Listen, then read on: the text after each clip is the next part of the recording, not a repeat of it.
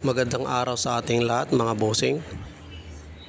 Itong unit na naman yung panibago nating kakalkalin ngayon. Halos 1 week na daw itong nakatingga rito sa bahay nila. Bali pinuntahan na daw po ito ng mekaniko, pero ang ginawa niya ay pinalitan lang daw po ng battery. So ngayon tinawagan tayo ni bossing para ipacheck nga itong kanyang unit. Try nating pausukin yung tambutso kung uusok ba to. At siya nga pala mga bossing, kung bago ka pa lang sa aking channel ay paki-subscribe na din yung aking YouTube channel. At paki-share na din mga bossing. Maraming salamat.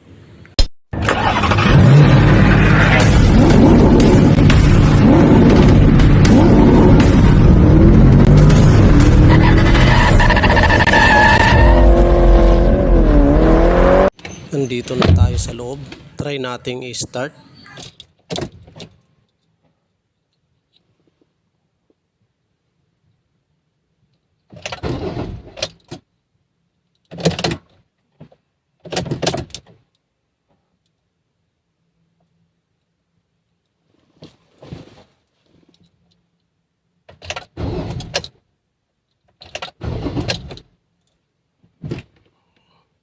So ayan mga boss, ayaw niyang tumuloy. Ito yung problema ni sir dito.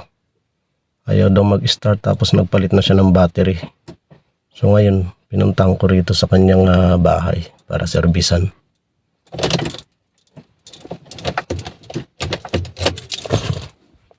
So ang ginawa ko nga dito mga bossing ay chinik ko muna yung kanyang mga relay tsaka yung mga lahat ng fuse. Ganun naman talaga. Kailangan basic muna tayo. Kailangan muna nating tuslok-tuslokin to ng dahan-dahan.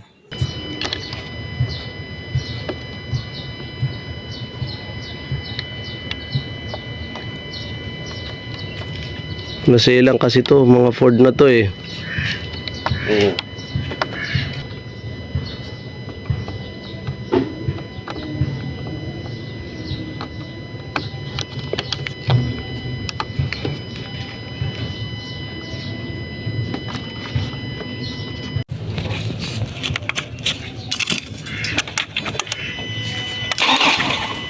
Wala pa rin.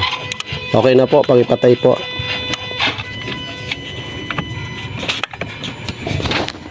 At siya nga pala mga bossing, dito sa loob meron din siyang mga fuse. Kailangan talagang ma-test natin to para malaman talaga natin kung saan talaga nagka-problema. So dito na nga mga bossing ay ginamitan ko na siya ng scanner dahil wala naman ako makita dun sa kanyang mga fuse, puro goods naman lahat. At dito na nga mga bossing ako naguguluhan dahil wala ring nabasang trouble code yung aking scanner. Kahit paulit-ulit na nga mga bossing ang ginawa ko ditong pag-i-scan ay ganun pa rin talaga, wala pa rin lumalabas na code dito. Kaya ang ginawa ko nga dito mga bossing ay tinaray kong mag-delete kahit na walang lumalabas na trouble code.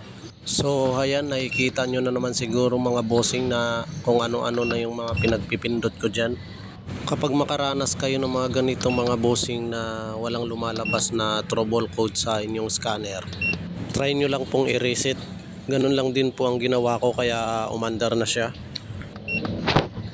Try natin i-start siya.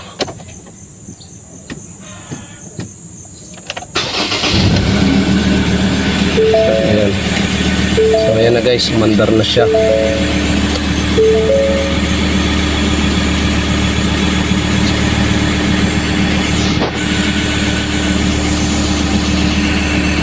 Lumalabas pa yung ano niya? Ano? Check engine? Wala nang check engine. Engine on. Tayin natin ulit. On.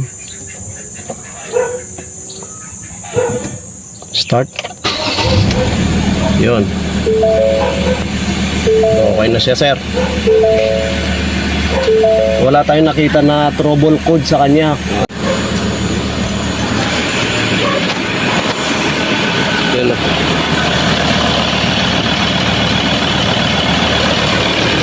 Ito na mga boss, okay na. Under na siya.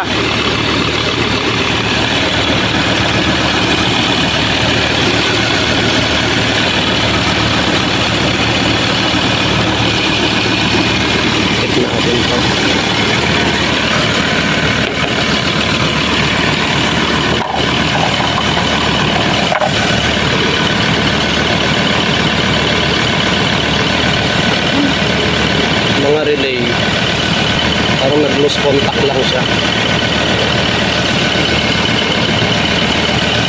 Kasi wala naman tayong ibang ginalaw. Mga fuse lang. Saka tayo nag-reset. Ay, mga relay niya siguro raw. Yung mga relay. Okay naman yung mga relay, wala naman siyang problema.